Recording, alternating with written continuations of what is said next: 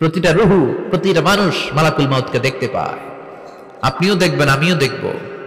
মুমিনদের কাছে এসে মালাকুল মাউত একজন যুবকের বেশে সাদা ধবধবে জুব্বা পরে সুগন্ধি মেখে মুমূর্ষু ব্যক্তির শিয়রে বসে বলে, ইয়া আইয়াতুহান নাফসুল মুতমাইন্নাহ, হে প্রশান্ত আত্মা, উখরুজি ইলা মাগফিরাতুল্লাহি ওয়া রিদওয়ানি, আল্লাহর ক্ষমা আর দয়ার দিকে বের হয়ে আসো। বলা মাত্রই মুমিনের আত্মাটা স্মুথলি বের হয়ে আসে। কাফান মিন আকফানিল জান্নাহ, হানুত মিন হানুতিল জান্নাহ, জান্নাত থেকে আনা সুগন্ধি কাফনের মধ্যে পেঁচিয়ে তিনি রূহটাকে নিয়ে ইল্লিনে চলে যায়। সরাসরি দেখে মালাকুল মাউতকে। আর যারা ইসলাম বিরোধী, কোরআন বিরোধী, তাদের সামনে এসে মালাকুল মাউত ত্রাস সৃষ্টি করে। আগে ধমক। হাইওয়েতে মাঝে মাঝে ডাকাতি হয় না? বাসগুলোর মধ্যে যখন ডাকাতি হয়, বাসে থাকে 50 জন, ডাকাত ঢুকে 5 জন, এই 5 জনের ভয়ে সবগুলো পেশাব করে দেয়। কারণ ত্রাস সৃষ্টি করে। এসেই চাইনিজ কুড়াল দিয়ে আগে কুবায় দেয় 4-5 জনের। রক্ত দেখে কি দেওয়ার সব আগে রেডি করে রাখে। মালাকুল মাউত এসে কাফের, নাস্তিক, মুশরিকদের সামনে সেরকম একটা ত্রাস সৃষ্টি করে। ভয়ে লোকটা কাঁপতে থাকে। ওর কাছে ভদ্র ভাষায় কথা বলে না, সুন্দর জামা পরে আসে না, কালো কুচকুচে চেহারা, ভয়ঙ্কর একটা রূপ নিয়ে, আকৃতি নিয়ে ইসলাম বিরোধীদের মাথার সামনে আসে। দুর্গন্ধযুক্ত চেহারার দেহ নিয়ে ধমক দিয়ে বলে, ও পাপাত্তা, ইয়া আইয়াতুহান নাফসুল খাবিসা উখরুজি ইলা গাদাবিল্লাহ, হে পাপাত্তা, আল্লাহর রাগ, ক্রোধ আর গজবের দিকে বের হয়ে আয়। মুমিনের আত্মা বলার সাথে সাথে যেমনি মুমিনের দেহ থেকে বের হয়ে জান্নাতি কাফনের ভেতরে ঢুকে, কাফেরদের আত্মাও কি এরকম তাড়াতাড়ি বেরোতে চায় নাকি? কাফেরদের আত্মা বেরোতে চায় না। ডানে দৌড়, বায়ে দৌড়, সামনে দৌড়, পেছনে দৌড়, আহা, দৌড়াদৌড়ি করে।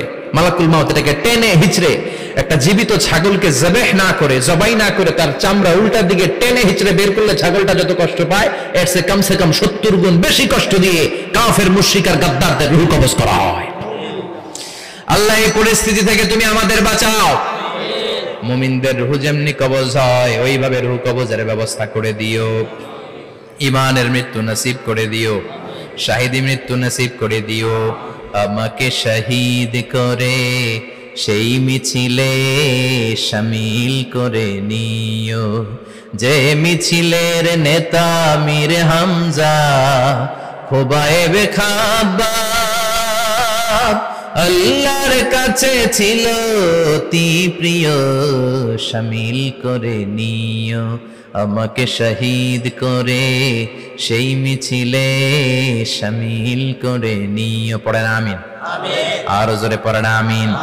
তার মানে বিমান দুর্ঘটনায় হোক, কিংবা লঞ্চ ডুবিতে হোক, কিংবা আগুনে পড়ে হোক, কিংবা আত্মঘাতী হামলায় হোক, যে যেখানেই মারা যায়, কবরের 3টা প্রশ্ন তার জন্য আছে না নাই? ইসলাম বিরোধীদের জন্য প্রশ্ন 3টা, আপনারা যারা মুমিন তাদের জন্য 4টা, আপনাদের জন্য একটা বেশি। আলহামদুলিল্লাহ কোন? কবরে এসে প্রথম প্রশ্ন করবে, মুনকার নাকির যখন চলে আসবে, 40 কদম যখন আত্মীয় স্বজনরা লাশটাকে কবরের মধ্যে দিয়ে 40 কদম চলে যায়, তখনই ফেরেশতা চলে আসে। আহা, শেষ, সব শেষ। এসে পরীক্ষা শুরু। মার রব্বুক, তোর রবের নাম কি? চিল্লায় বলেন, আমাদের রবের নাম কি? আমরা বলবো রব্বি আল্লাহ, আল্লাহ আমারে রব। দমে দমে তনু মনে তারি অনুভব। পড়েন, আল্লাহ আমারে রব। তোমার দুনিয়াতে আমি যেদিকে তাকাই, অথই নিয়ামতে ডুবে আছি সবাই। পাখপাখালির গানে শুনি তসবিহ কলো রব, তসবিহ কলো রব, আল্লাহ আমারে রব। প্রথম প্রশ্ন, তোমার রবকে? আমরা বলবো আমাদের রব আল্লাহ। দ্বিতীয় প্রশ্ন, ওমা দীনুক, তোমার ধর্মের নাম কি? আমরা কি বলবো? তৃতীয় প্রশ্ন, বিশ্বনবীর চেহারা দেখিয়ে বলা হবে, আতারিফু হাযার রাজুল, এই লোকটারে চিনো নাকি? আমরা বলবো চিনি, আমাদের প্রাণের নবী, ঠিক কি না?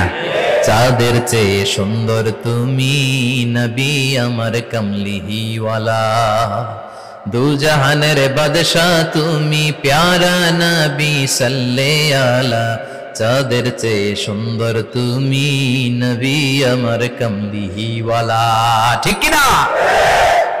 তিনটা প্রশ্নের যথাযথ উত্তর যখন দিয়ে দিলেন, আপনার জন্য অতিরিক্ত আরেকটা প্রশ্ন করা হবে, ওয়ামা ইলমুক, তোমার নলেজ কি? তিনটা প্রশ্নের উত্তর যে তুমি করতে পারলা, কিভাবে পারলা, কেমনে জানলা? নকল করে বলছো নাকি জেনে বুঝে আসছো? নকল হয় না? এখন তো পরীক্ষা চলতেছে বোধহয়। কি পরীক্ষা? এসএসসি পরীক্ষা। নকল হয়? কৃষ্ণপুরে নকল নাই না? এখন মনে হয় এগুলো একটু কমছে। একটা সময় ছিল অনেক নকল হইতো। পাঞ্জাবের ভিতরে নকল, পকেটে নকল, টুপির ভিতরে নকল, মৌজার ভিতরেও নকল, এমনকি মেয়েরাও নকল করে পরীক্ষার হলে আসে না নাই?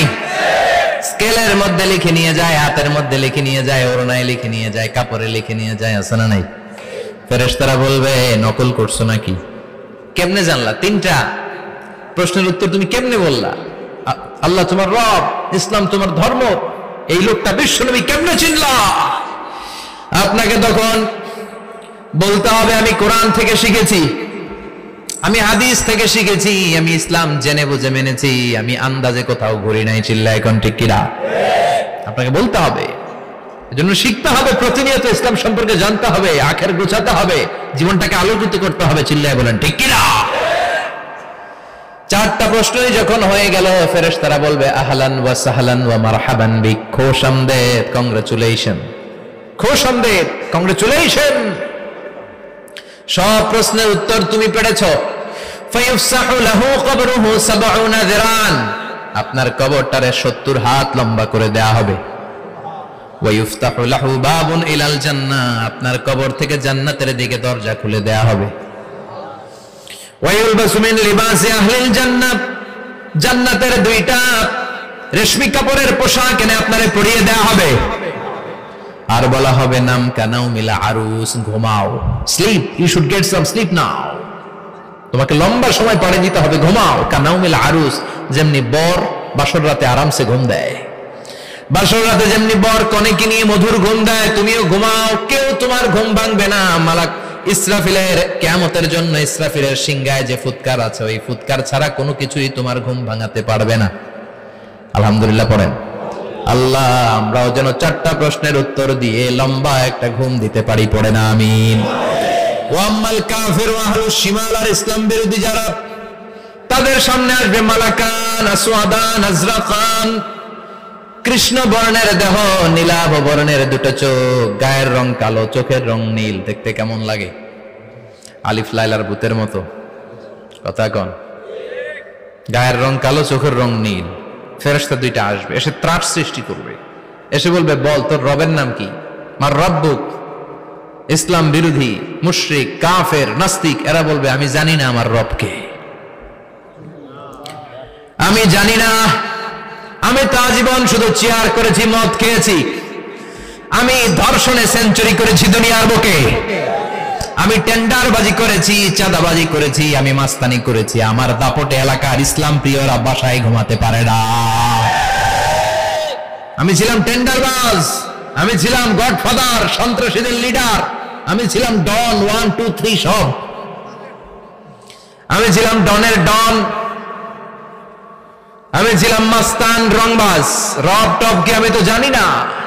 লাদ্রি লাদ্রি, আমার জিজ্ঞেস করো না। আবার প্রশ্ন করা হবে ওয়ামা দীনুক, তোর ধর্মের নাম কি? বলবে লা আদরি, আমার কোনো ধর্ম নাই, আমার কোনো ধর্ম নাই, আমি শুধু মৌজ মাস্তিতে ছিলাম, আমি আনন্দ ফুর্তি করেছি, ইসলাম নিয়ে আমার মাথা ব্যথা ছিল না, আজীবন ইসলামরে আমি বাস দিয়েছি। চিল্লায় বলেন ঠিক কিনা? ইসলাম বিরোধীদের সাথে ছিল আমার চলাফেরা, আমার সব সাঙ্গপাঙ্গ ছিল গুন্ডা বদমাশ, ইসলাম বিরোধী। রব কি, ইসলাম কি, এগুলো আমি জানি না, আমার এগুলো জিজ্ঞেস করো কেন? ধর্ম কি আমি জানি না, আমি কিচ্ছু মনে করতে পারছি না। 3 নম্বর প্রশ্ন করা হবে আতারিফু হাযার রাজুল, দেখো তো এই লোকটারে চিনো কিনা? কয় না, চিনি না, তবে মনে হয় এই লোকটারে দুনিয়ার বুকে আমি গালি দিতাম, এই লোকটার বিরোধিতা করতাম, ব্লগের মধ্যে এই লোকটার ব্যাপারে কুৎসা রটনা করতাম, এই লোকটার কার্টুন বানিয়ে আমি হিংসা ছড়িয়ে দিতাম, এই লোকটার ব্যাপারে আমি এলাকার মধ্যে অপপ্রচার চালাতাম। ফেরেশতারা বলবে তাই, এই ছিল তো ডিউটি, দাঁড়া এখনই আমাদের খেলা শুরু, এখনই শুরু। ফায়ুতরাকু বিমাতারিক মিন হাদিদ, লোহার একটা হাতুড়ি দিয়ে মাথা থেকে পা পর্যন্ত পিটানো হবে, পিটিয়ে ওর গোশতের হাড্ডিগুলোকে থেতলে ফেলা হবে। ওয়ায়ুকালু লিল আরদি ইলতাইমি, কবরের দুই পাশের মাটিরে বলা হবে এবার দুই দিক থেকে তোরা চাপ দে। চাপ দেয়া হবে, ধাক্কাধাক্কি করেও সে সুবিধা করতে পারবে না। মাটি আস্তে আস্তে আস্তে আস্তে দেহের দুই দিকে লেগে এমন জোরে দুইটা চাপ দিবে, ফাতাখতালিফা আদলাউহু, তার ডান পাশের পাজরের হাড্ডি বাম দিকে ঢুকে যাবে, বাম দিকের হাড্ডি ডানে চলে যাবে। বিশ্বনবী বললেন এই হাতুড়ি দিয়ে পিটানোর শাস্তি, কবরের চাপ দেওয়ার শাস্তি চলতেই থাকবে হাত্তাল কিয়ামা, কিয়ামত পর্যন্ত। আল্লাহ কবরের শাস্তি থেকে আমাদের বাঁচাও। আমরা এই আযাব পেতে চাই না, আমরা যেন ঠিকভাবে কবরের 4টা প্রশ্নের উত্তর করে দিয়ে লম্বা ঘুম দিতে পারি। আল্লাহ তুমি তৌফিক দাও। এজন্য আল্লাহ বললেন, গোলাম দুনিয়া নিয়ে পাগল হয়ে থেকো না। এই দুনিয়ার জীবন আসল জীবন নয়, আসল জীবন হলো কবরের জীবন। জোরে বলেন ঠিক কিনা? এই জন্য মাঝে মাঝে কবরে যাবেন, কবরস্থানে দাঁড়িয়ে চিন্তা করবেন এই জায়গায় আমারও আসতে হবে। দিন যাবে, রাত আসবে, বৃষ্টি হবে, শীত আসবে, কেউ আমার দেখতে আসবে না, একা থাকতে হবে। একা, বড় একা, অন্ধকার, বড়ই অন্ধকার। ওই কবরের জীবনের সামান গোছানোর দরকার আছে না নাই? ওই কবরে সুখে শান্তিতে থাকতে চাইলে নামাজ পড়ার দরকার আছে না নাই? কোরআন পড়ার দরকার আছে না নাই? ছেলে মেয়েগুলোরে মানুষের মতো মানুষ করার দরকার আছে না নাই?